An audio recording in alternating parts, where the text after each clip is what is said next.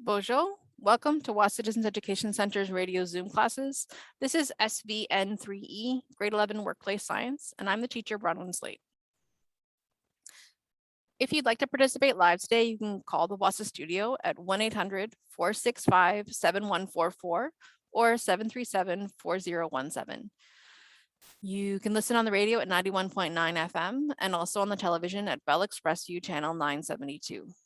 You're always welcome to join me live through the Zoom link, which is available from me, your teacher, and also your DEC.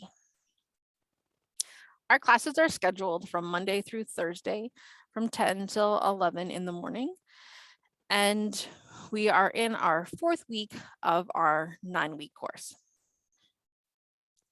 You should be considering what work to submit for marking at this point. So the key questions are listed at the end of each of your IL lessons. They're marked with a little key icon, and these are the ones to submit for marking. So please do all of them: the check your understanding, the activities, the review questions, explain your ideas and your thoughts in complete sentences, and make sure you are actually answering the question that's being asked. You can do this by hand or electronically. Feel free to write in your workbook, though it is for you, though those spaces are pretty small. If you want to hand those pictures of those pages in, I'd strongly encourage you to write on a separate piece of paper, as those spaces are pretty tiny. A PDF, a Word file, or a Google Doc file are all the ways that are easiest for me to open your files. However, if you need to use a different file type, I'm sure it's fine. Just touch base with me so that we can make sure that we can actually get into your file. So how do you submit your work for marking? So there's 3 methods. The first is to send your work in electronically. So scan your completed work through a device if you have one. The Apple devices have the Notes app, which has a scan function, and the Android devices have a Google Drive app, which also has a scan function. Both are fairly straightforward to use. Let me know if you need some support to figure it out. Though if you need to send pictures, that's fine too. The scans are just smaller files and a little bit easier to send. Then you can send your work to student work at nnec.on.ca and CC it to bronwyn.slate@nnec.on.ca, or you can send it to me through Facebook Messenger, where my name is B. Slate Wahsa. The second method is to drop your work off in Sioux Lookout. We have an outdoor mailbox at our location 74 Front Street. We're the bright red building next to the post office, and we have a small white mailbox next to our side entrance. We are not yet open to the public, though hopefully soon. So just put your work into that mailbox and I'll get it back to you as soon as I can. The third method is to hand your work into your DEC. Your DEC can send your work through the Express or fax it to 807-737-1732, or toll-free fax to 1-800-463-7852. Students are also welcome to fax their work if you have access to a fax machine. That's totally fine. If you'd like to connect with me through social media, my Facebook and my YouTube channel are both under the name B. Slate Wahsa. So if you find me on Facebook or subscribe to my YouTube channel, then you'll get notifications every time I upload one of our lessons. All of our radio Zoom classes are recorded and uploaded to YouTube in a playlist called SVN3E and shared on Facebook. So that's a really good place to go if you need to review a lesson or if you'd like to watch the videos. Again, all of our YouTube videos are also linked under a supplementary video list. So they're there if you want to get them from their original source and access them other resources as well. Science is really visual. I work really hard to incorporate as many visuals as I can into our course: videos, diagrams, graphs, charts, things like that. So I strongly encourage you to access the videos either by joining me live through Zoom, though you don't need to talk to me. That's totally fine. You can just watch, or by watching the YouTube replays. If you don't have access to reliable internet and that doesn't work for you, let me know and I can send you a copy of the recordings so that you can still have access to the full experience. If you have any questions or concerns, please reach out and contact me. My email address is bronwyn.slate@nnec.on.ca. My Facebook is B. Slate Wahsa. You can call me at 807-737-1488, extension 2209, or toll free 1-800-667-3703. My office hours are Monday through Friday, 8 a.m. to 2 p.m., though I'm willing to work with you if you need to connect with me outside of those hours. Just let me know when we can make a time that works for both of us. I think it's really important to position myself within the context of this course, as it shapes how I teach it and how I understand the material. I have white settler ancestry. I live in Northwestern Ontario on the traditional territories of the Anishinaabe people, but as a white person, I have white privilege, and this shapes how I understand the culture around me and how I experience education. And though I am attempting to learn from the Anishinaabe people in my community and the culture around me, it is a process, and it is something that is a lifelong journey. I have lots to learn and unlearn as an educator, and continue to be invested in that, but it is, again, a process and something that I don't necessarily have all figured out yet. Our textbook also is very Eurocentric. I recognize that it ignores Indigenous and Inuit and Métis knowledges and experiences, which is highly problematic and disappointing. So I work to incorporate that experience, that knowledge into the course as much as I can, though again, it is a process that I'm learning about and trying to integrate into the course, so I don't have it all figured out yet. If you have any suggestions or supports that you think might help me improve, both in terms of a textbook or material or teaching practices, please let me know. I'm happy to listen and work to improve my teaching style. All right, so we're continuing on Unit 3, where we are talking about how environmental effects have on humans. We've talked about how what the environmental impacts, we've talked about how environmental contaminants and toxins get into humans through various methods. And we will learn about vaccines and how our bodies protect themselves. But today we're going to be talking about the impacts, the actual physical impacts on humans based on these environmental toxins and contaminants. So we're looking at lesson 10, which is how the human body reacts to environmental factors. So at the end of this lesson, you will understand the contaminants, the reactions, and the diseases that impact various human bodily systems. You know that you've met the learning goals because you can identify types of contaminants that affect various human body systems. You can identify the reactions to contaminants on human bodily systems, and you can identify the resulting diseases. So besides contaminants, environmental factors include heat, UV and ionizing radiation, and noise. You run the risk of their ill effects by being exposed to excess levels. This lesson, we will explain how the human body may react to these factors and to contaminants. We're going to cover the most common examples. There may be other things as well, but we only have time to cover the common examples opposed to the more rare or intricate examples. So first, we're going to look at the respiratory system. So your respiratory system can react to a variety of airborne contaminants.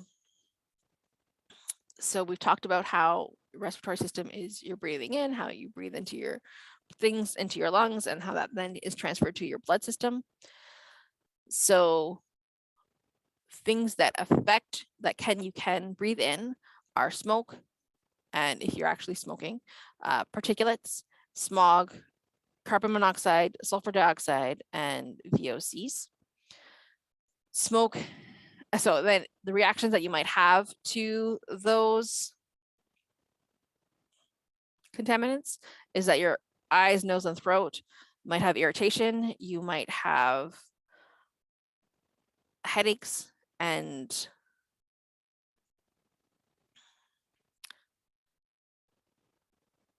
this is a result of the disease that results is inflammation. So also smoke and smoking, particulates, smog, carbon dioxide, VOCs, which remember is volatile organic compounds. And pathogens can also, the way that you react to these contaminants could also be difficulty breathing, wheezing, coughing, shortness of breath, excessive mucus, anxiety, weakness. And all of this are symptoms of asthma, chronic obstructive pulmonary disease, chronic bronchitis, or emphysema, sorry. So as you can see, these contaminants have multiple symptoms that result in multiple diseases. So continuing, smoke and smoking continues to be on the list, particulates and hydrocarbons, and as well as pathogens. You can get inflamed lungs and dry cough, and this is a symptom of pneumonia or pneumonitis. So again, smoke and smoking, you can see, keep showing up. Smoke and smoking, yet again, ionizing radiation, hydrocarbons, workplace chemicals, arsenic, and asbestos can lead to lung cancer, where the symptoms are chronic coughing, difficulty breathing, bloody mucus, and chest pain.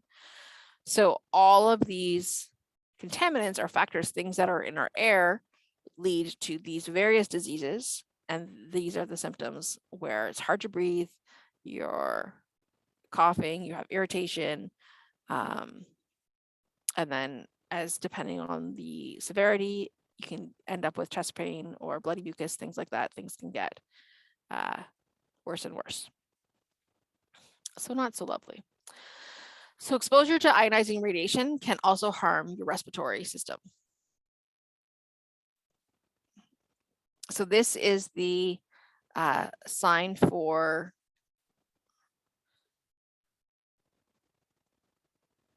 radiation. Ionizing radiation causes atoms to expel electrons and become ions. This form of radiation is shown as X-rays and gamma rays. People who fly frequently or work in nuclear energy or with X-ray or laser equipment are at most risk of this type of harm. People who live in areas where radon gas can build up are also at risk. So you can see on this graph where radon potential is in Ontario. So we have the high zones are the darkest red zones. So in Southern Ontario, there are high zones. And then around Sault Ste. Marie and Elliott Lake, up close to Moosonee and Moose Jaw, and in Kenora as well, and around Fort Francis, there's various dark patches, and then up close to Fort Severn. So there's various different pockets. There's a few other smaller pockets, and then the medium red is guarded, elevated. So many First Nation communities are probably in these areas where there are some elevated concerns. To look at, it's probably around here. I don't know where it is exactly, but close to these mid-red, and then Sudbury, North Bay, Huntsville. These areas also have the middle, the zone 2 concern. So there's various concerning places in Ontario. All right, so that is how our body is impacted by airborne respiratory concerns. So now we're going to look at the digestive system. So your digestive system chiefly reacts to contaminants in foods and liquids that you ingest, though heat and stress may also affect it. So the contaminants or factors, again, there are lots that we're listing that are very common. So pathogens can lead to cholera, Giardia, and dysentery. And so those diseases, all the symptoms of them are intestinal pain, vomiting, cramps, watery diarrhea, and bloody stool. So all of these things are going to be completely lovely in this digestive system part. Alcohol, drug abuse, and workplace chemicals are all as contaminants and factors. So these are all concerning and lead to cirrhosis. Again, this language isn't stuff that I use a lot in my day-to-day life, so I apologize for pronouncing things incorrectly. And the symptoms for these are nausea, fatigue, weight loss, coma, and kidney failure. Another common contaminant is Listeria monocytogenes, and this leads to listeriosis, which gives you a fever, rash, nausea, headache, exhaustion, shock, collapse, circulatory failure. Then E. coli, which leads to septicemia, which gives you fever, chills, pain, shock, diarrhea. Workplace chemicals and drugs is another contaminant, also leads to heavy metal poisoning, which the symptoms are vomiting, diarrhea, trouble breathing, headache, intestinal pain. And then alcohol abuse, smoking, workplace chemicals all lead to cancer of the esophagus or cancer of the pancreas.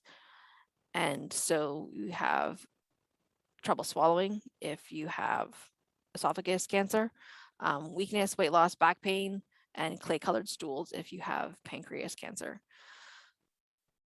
So again, lots of intense diseases and which with pretty intense symptoms based on these different contaminants that you can ingest. So many digestive system diseases are caused by pathogens, but these pathogens are often present at low levels in nature. So our bodies can generally deal with them. However, with unsanitary or unsafe conditions, this can cause our populations to soar dramatically, and then high levels, our bodies cannot deal with them. So, for example, this was a case in 2008, the outbreak of listeriosis across Canada. It was traced to a Toronto meat processing plant where equipment was not fully cleaned. This condition allowed the Listeria pathogen to grow and infect meat products that came in contact with it. And by the time the problem was located and fixed, 22 people had died. So it's intense. All right, so you're now able to do the check your understanding questions on page 79. The check your understanding questions 1 and 2. All right, so then what are skin reactions? So your skin can react badly to substances that contact it. So contaminants and factors that might cause skin reactions are, again, we have a long list. So cleaning fluids, workplace chemicals, glues, disinfectants, oils, heavy metals, and pesticides, which are all things that most of us probably come in contact with. These can result in eczema or contact dermatitis, which the reaction looks like rashes and itching skin. Then we also have ionizing radiation, which we talked about briefly with everyone with respiratory diseases as well, which can also result in alopecia, which is hair loss. It's a certain kind of hair loss. Then drugs, stress, heat, cold, and dust mites also can have skin reactions, which is urticaria, which is more hives and itching. Then UV rays, ionizing radiation, workplace chemicals all lead to skin cancer, which the symptoms are sunburns and tumors.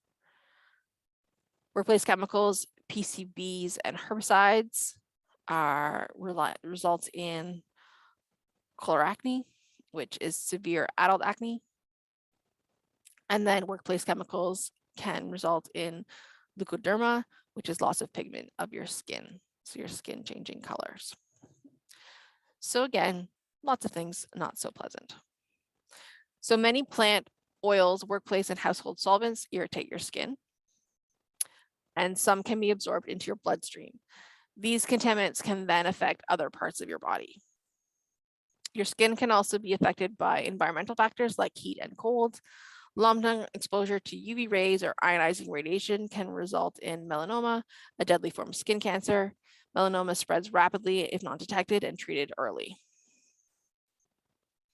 People in Indigenous communities are reacting to one other substance that wasn't on that list, which is water, because of the things that are in the water, not because it's actually water. So water in Indigenous communities often are full of heavy metals, parasites, and bacteria. These cause rashes, lesions, and lifelong diseases. So Brennan McGuire is raising awareness through TikTok, and we can see if we can go, hopefully this link is going to work for me. So we're going to watch a video. This is from last January, so it's not really out of date. This is probably still true in this area as well as in many other places in Ontario. This probably isn't news to many folks, many of our students, but still important to talk about. This is from Brendan McGuire, is from a Mohawk territory in Ontario. Which I believe is in Southern Ontario, opposed to one of our communities in Northern Ontario. So let's look at this video and see what's there. Did you have a drink of water today? Perhaps you cooked and needed water. Maybe you had a shower. The brown water coming out of this sink is polluted and dangerous. This video was filmed on a native reservation in Canada, and it's just one of dozens that don't have access to clean water. And some Indigenous communities have been dealing with this problem for decades. The water can be contaminated with heavy metals, or E. coli and other bacteria, which can cause severe health problems, all due to poor infrastructure and lack of regulation. Our observer, Brennan McGuire, lives on Mohawk territory in Ontario and has been sharing videos of the water on TikTok. Yum, yum, drink up. When I moved into the property that I live on now, it was about a year and a half, 2 years ago. I just remember like going up to my roommate and being like, the water doesn't smell too good. Like it doesn't look great either. I remember like running a shower and just like black water just coming out of the shower head. They've been in a long-term boil advisory since 2008. The Canadian government issues drinking water advisories to communities whose water isn't safe. Sometimes people have to boil their water before using it, and other times it's not safe to use at all. The current leadership has managed to fix nearly 130 of these advisories since 2015, but thousands of people living in 29 Indigenous communities are still adapting to life without safe drinking water. To make sure that we can shower, to make sure that we can wash our dishes, to make sure we can do all of those things that normal people can do, we have to put bleach in our filtration system. We turn this off. Take this here, and we empty it into the sink. We're going to take the bleach. So we are very privileged to have, affordable water that we can go and buy. We also have the privilege of multiple stations of like water drinking facilities that we can fill up jugs at. People are going thirsty without having any access to water. Like it's really scary. Like when you're in that situation, it's terrifying. What really has been affected is like the mental health of so many. Before colonization, like we were distributing our resources equally amongst all of our people. Colonization happened, and all of a sudden like all of our freshwater resources and our forestry and all these things are being polluted and have been just destroyed. So that's one example of activism that's happening. People having the conversation and bringing it to the forefront, using social media, using TikTok to access different communities and to show this concerning issue to various other folks. We've talked about it a little bit, and we will continue to talk about it, about this is a crisis. This is something that needs to be dealt with and is really concerning. All right. But now we're going to look at the circulatory and lymphatic systems and diseases that are concerning and contaminants there. So your circulatory system, remember, rotates blood through your body. It brings nutrients to your cells and helps remove wastes. White blood cells, called leukocytes, attack and kill many pathogens that get in through wounds and bites. Single-celled organisms called protozoa and parasites like blood flukes often survive. You get malaria from a kind of infected mosquito, which is caused by a protozoan. Mosquitoes breed in still water, leaving water in buckets, and eavesdrops is unsafe. So ionizing radiation and chemicals can also harm your blood.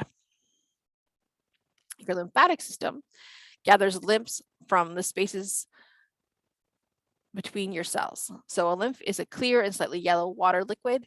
It naturally leaks from your capillaries. So here's an image that shows you your lymphatic system. So there's lots of nodes in your knees, in your groin, in your elbows, in your chest, your shoulders, and your throat, your neck. So you may, often people talk about how your lymph nodes swell when you're getting sick, like if you're getting a cold, because your body's trying to deal with that. So once in the lymphatic system, it passes through lymph nodes that filter out bacteria and wastes. White blood cells called lymphocytes help to do this. Another part of your lymphatic system is the spleen. The spleen kills bacteria and removes worn out blood cells. The filtered lymph enters your circulatory system through veins in your neck. This process helps to keep your body's fluids in correct balance.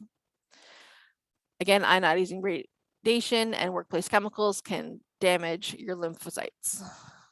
So here is the chart that's in your book that's talking about contaminants that cause circulatory and lymphatic disease. So Plasmodium genus pathogens leads to malaria, and the symptoms of that are fever, chills, confusion, sweating, and extreme thirst. Ionizing radiation and VOCs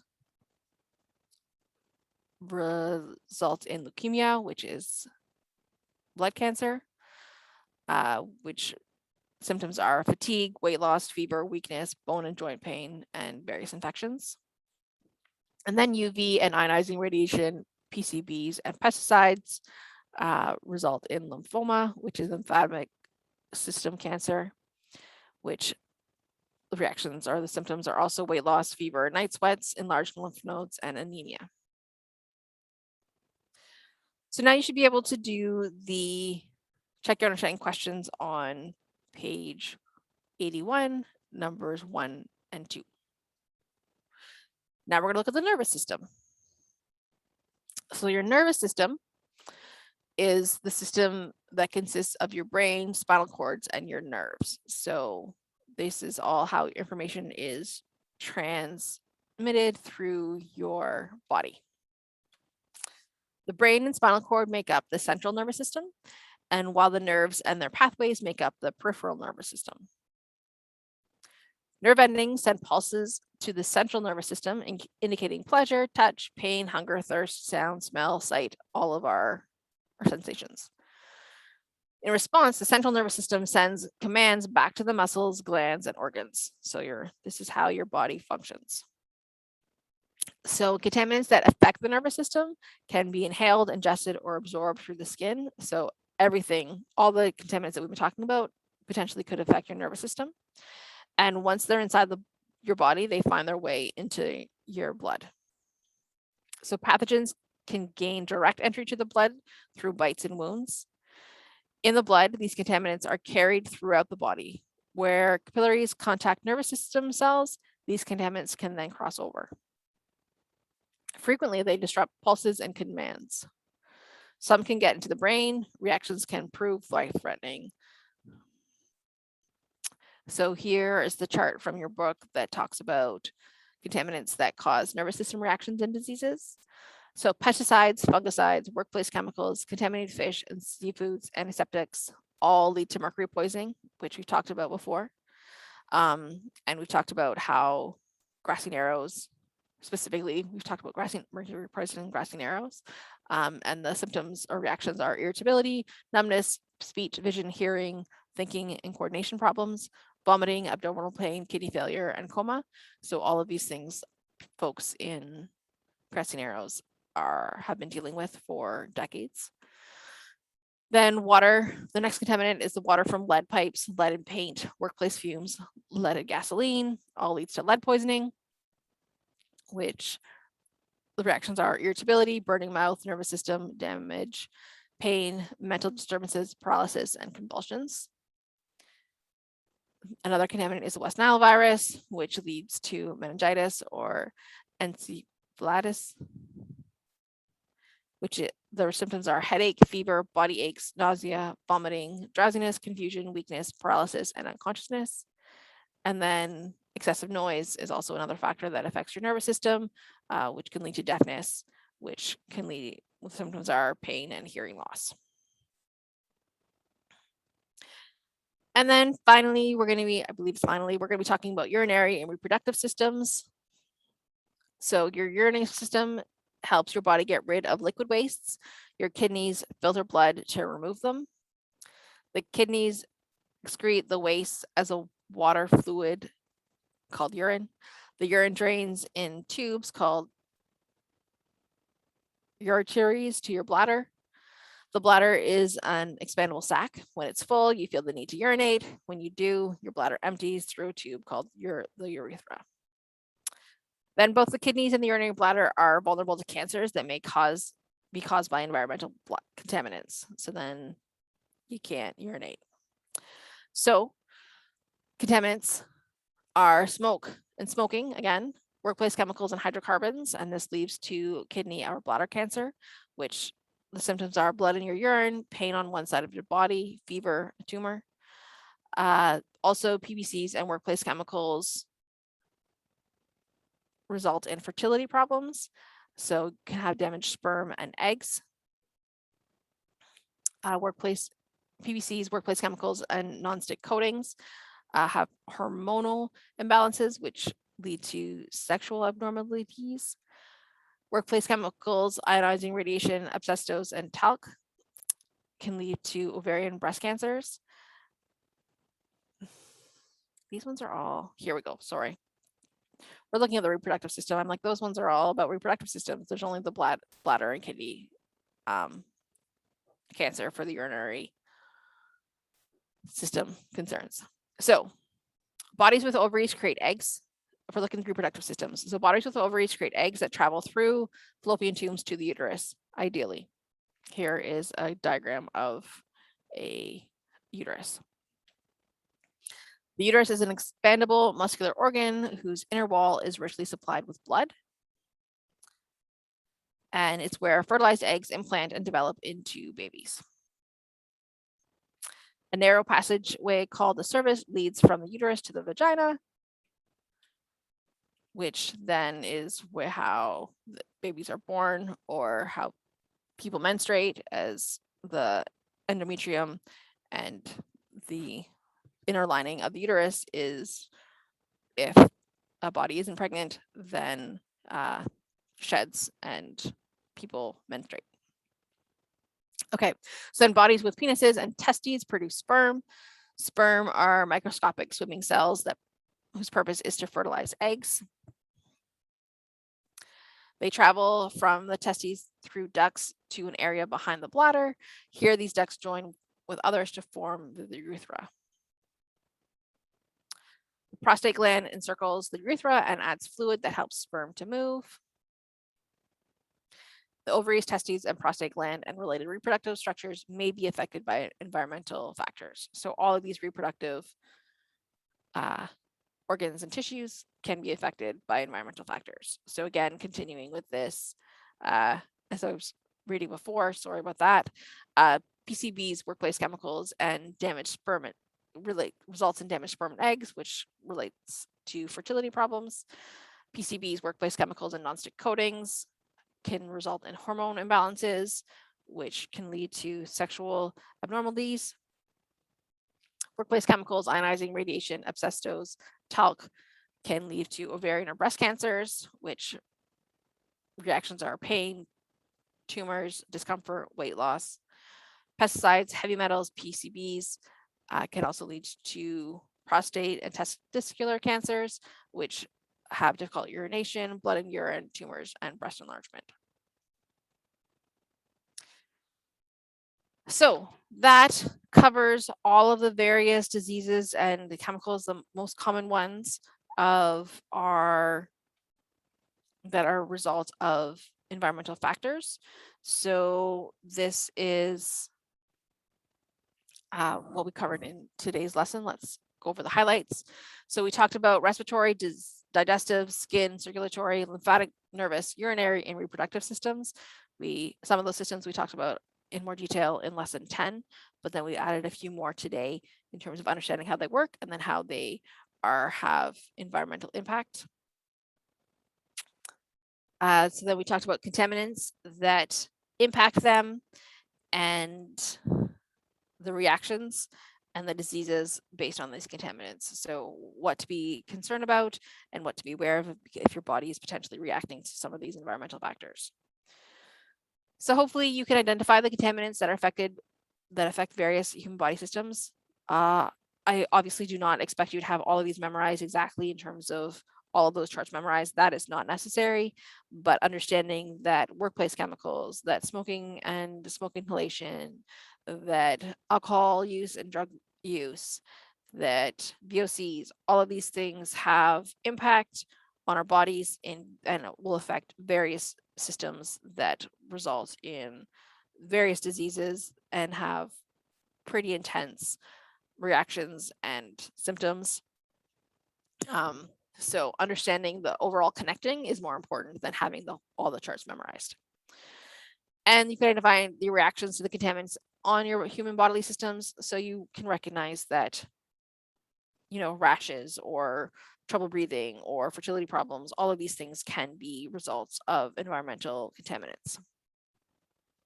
And then finally, you can identify resulting diseases. So knowing various cancers or emphysema, there's all sorts we went through a ton of diseases that can be a result of environmental factors. So now you can do the review questions on page 85, questions 1 through 13. As always, if you have any questions, feel free to reach out and contact me. We currently are in a transition period where things are shifting a little bit, and though I will be continuing to teach the SVN3E course for term 1, I'm no longer going to be your teacher to contact and to mark, so I will be updating this information.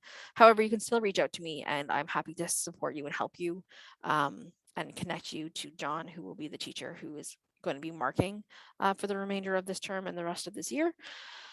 So just some internal shuffling of folks around in different courses responsibility, but still feel free to call me if you have any questions about any of our lessons, and I will be continuing to teach this course until the end of term 1, which is the beginning of November.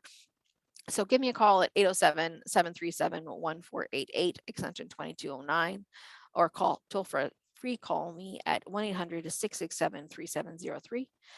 Can email me at bronwyn.slate, and that's spelled BRONWYN.SLATE@nnec.on.ca, or connect with me through Facebook at bslate-wahsa. As always, this lesson is being recorded and I will upload it to YouTube, where all of our lessons are at bslate-wahsa in the playlist SVN3E. So you can go there and check out our lesson as well as all of the other videos, and you can get links to the various resources that we connect to. Thank you so much for joining me today. I hope you have a lovely day, and Miigwech.